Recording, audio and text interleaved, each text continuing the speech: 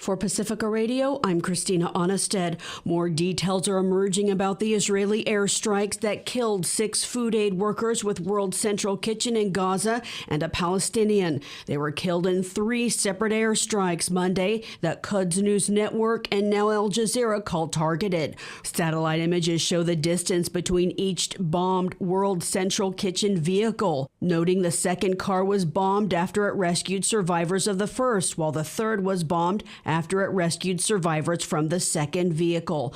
United Nations Secretary General Antonio Guterres condemned the strikes Tuesday. The devastating Israeli airstrikes that killed World Central Kitchen personnel yesterday bring the number of aid workers killed in this conflict to 196, including more than 175 members of our own UN staff.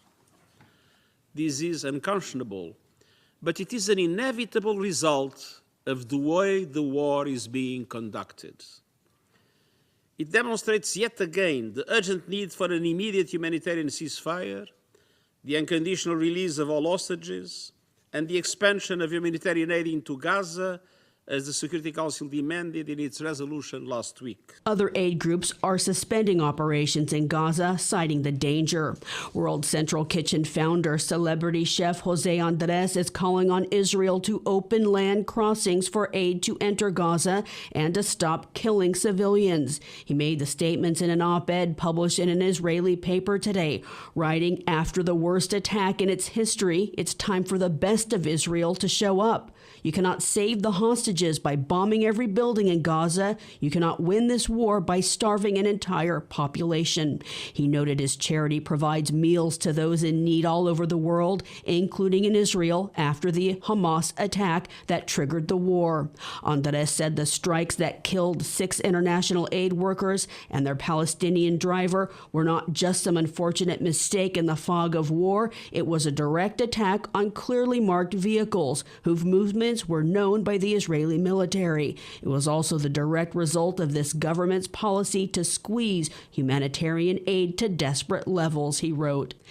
Experts at the United Nations say famine is imminent, particularly in northern Gaza, where Israel has severely restricted access of aid from entering. President Joe Biden said in a statement he's outraged and heartbroken by the deaths and called for an investigation that swift brings accountability and its findings be made public. Among the dead are a U.S.-Canadian dual citizen. Israel has pledged an investigation. Muslim leaders boycotted President Joe Biden's iftar dinner at the White House in protest of the administration's military support for Israel's war in Gaza. The White House decided Tuesday instead to host a smaller dinner for employees. The boycott reflects how Biden has struggled to patch relations with Muslim leaders who are angry over his support for Israel's war in Gaza, which has killed nearly 33,000 Palestinians over the last 6 months after Hamas's attack on southern Israel on October 7th.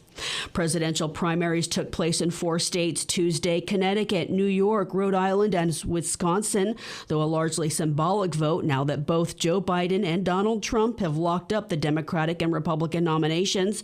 The votes show the trend of voter support. Opponents of the war in Gaza urge Democrats to vote uncommitted and uninstructed in the primaries. Between 8 and 10% of Democrats met that call. In the swing state of Wisconsin, that's nearly twice the margin of Biden's victory over Donald Trump in 2020.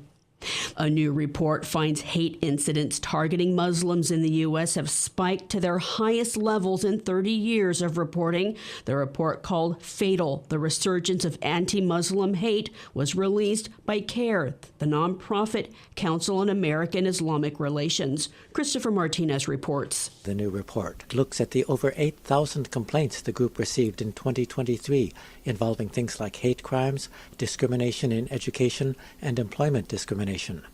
Farah Afifi is an author of the report. She says the previous year, 2022, had seen the first ever decline in anti-Muslim hate complaints. But that, she says, did not last long. In 2023, we not only saw a 56% increase in the number of complaints reported to CARE, but we also recorded the highest number of complaints ever reported to CARE offices in our group's 30-year history. Actually, the numbers for most of 2023 were stable until October, when there was a spike in complaints that continued through the end of the year. October 2023, of course, marks the escalation of hostilities in Israel and Palestine. She says Muslim communities face threats to their safety because of the Israeli government violence in Gaza and because of the U.S. government's justification of that violence through anti-Palestinian rhetoric. The report comes along with recommendations. First and foremost, CARE continues to call on the United States government to call for a permanent and immediate ceasefire in Gaza. I'm Christopher Martinez. I'm Christina Onnested, reporting for Pacifica Radio.